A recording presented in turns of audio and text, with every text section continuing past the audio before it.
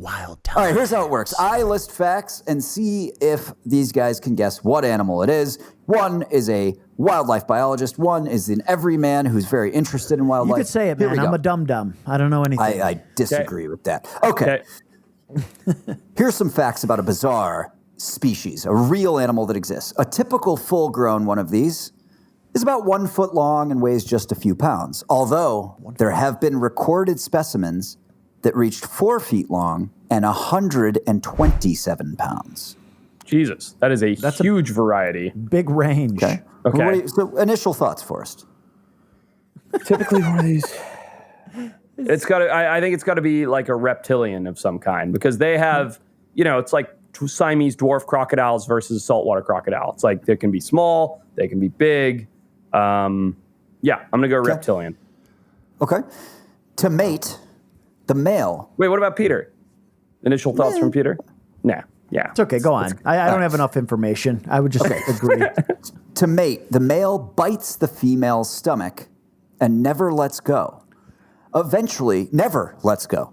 Their nervous system and circulatory system eventually fuse together and they become one. Holy crap. Okay? Okay. Second fact. This animal is close to being listed as endangered. It will soon theoretically be listed as endangered. Okay. I'm definitely sticking with reptilian, reptiles, especially turtles. They're under a lot of stress. I'm narrowing in. I got it. It's crocodilian, maybe turtle. I'm leaning towards the worm variety just because of the variation in or some sort of in sizes. Large insect.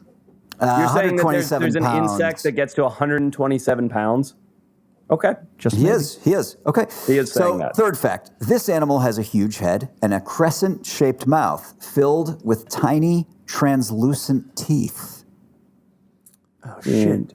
What was that one that has the glass teeth? I know what it is. It's a giant salamander. It's amphibious. Yeah, it's Some a of them are giant small, salamander, you Some are dunk. big. It's like a Chinese giant salamander. They get to 4 feet long. Yeah, That's about Chinese right. salamander. Well, let's see Peter if knew it. this He said it first. Let's see if That's where I'm at. That's where I'm at. I lost crocodilian.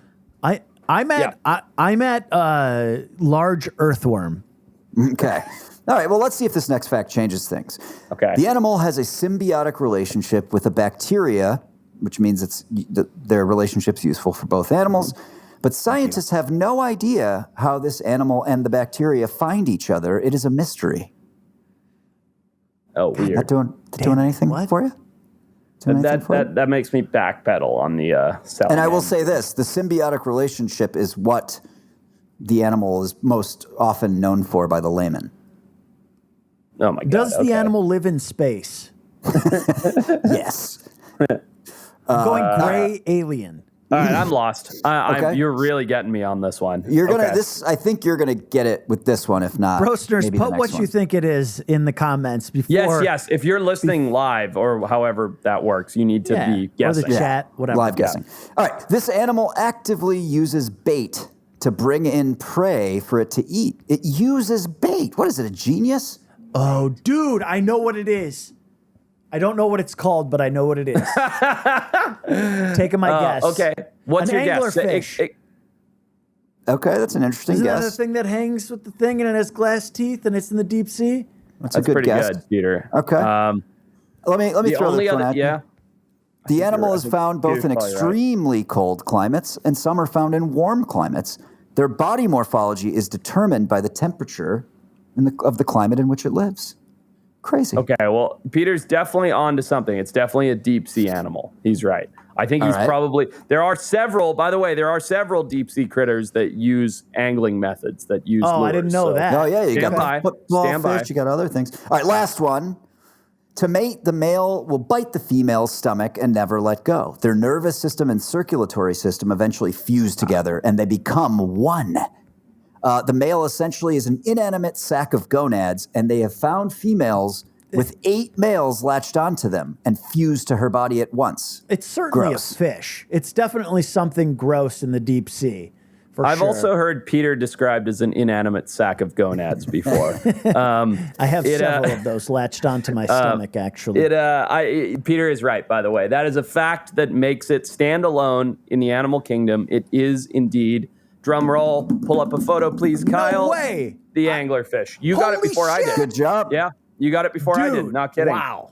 Yeah. Mind blown. Good job, guys. Yeah. Wow. I didn't think, honestly, I was very lost until like the second to last clue. Yeah. I know. You guys are Yeah. correct. You're correct. Sorry. It's Okay, unbelievable. go ahead. I'm very proud of myself. This is probably the proudest moment I've had, even more proud than I was when my wife gave birth. I'm just saying. You should be. And you should probably name your next born child anglerfish. Over it. Can I just throw Blobfish. this out there? Imagine if you were fucking swimming. Granted, I know they go way deeper, but imagine if you were swimming and saw 127-pound anglerfish. Dude. That's terrifying. It's absolutely timing, terrifying. Kyle, I didn't pulling it know up. that fact really threw me off. I thought the biggest anglerfish were like 10 pounds. I didn't know they got 127 pounds. That's amazing. Yeah, very rare apparently, because most of them don't even get longer than a foot. But a 4-foot 100, it's shaped like a fucking bowling ball, right? So I can Yeah. see how a 4-foot one could be that big. Quick Yeah. question. God. Quick question. So, you know that famous picture of the blobfish? I actually have it on the shirt back there, my spirit animal. You guys know the famous one where it looks disgusting with like the Yeah. big Yes. lips and everything? So I found out, obviously, that that's not really what it looks like in its natural environment. When it's deep Yeah. sea and it has all the pressure of down there, it's like a normal looking fish. Is that what you're talking about with the anglerfish being in different environments? Like it looks disgusting like that because it's in more pressure? Or No, you know what they I mean? always look like that. The pictures you just saw are live photos from the depths. So what are you talking about? The difference in the skin or the difference in the Oh, it's just texture that of it. some live. Most anglerfish live extremely deep in the ocean, and some of them live in like warm, like coral environments, which is Yeah. weird. Like very few of them, and they just have totally different like skin. Look at the size of this one. Yeah, there are got many legs. species. The better way to explain this, Peter, is there are many species of anglerfish. It's not like there's Okay. one anglerfish. Oh, I got there's you. There's You like made 15 sense of or it 20 in 3 diff- words.